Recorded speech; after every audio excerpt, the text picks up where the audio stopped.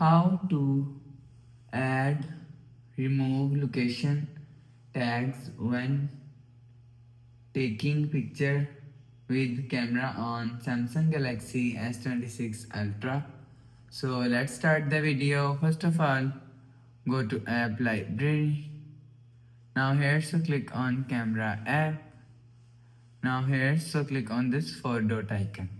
So after click on this 4 dot icon, click on settings icon. So after click on settings icon, scroll down and you will see location tag is here.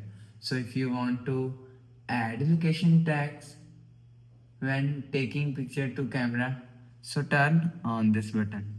So after turn on this button, you will see location tag is add on taking picture with camera. So if you want to remove location tag with the taking picture camera on here, so if you want to remove, so turn off this button. So after turn off this button, you will see location tag is remove when taking picture with camera. So after the process, go back to home screen, refresh phone. So that's how you can add or remove location tags with taking pictures with camera on Samsung Galaxy S26 Ultra.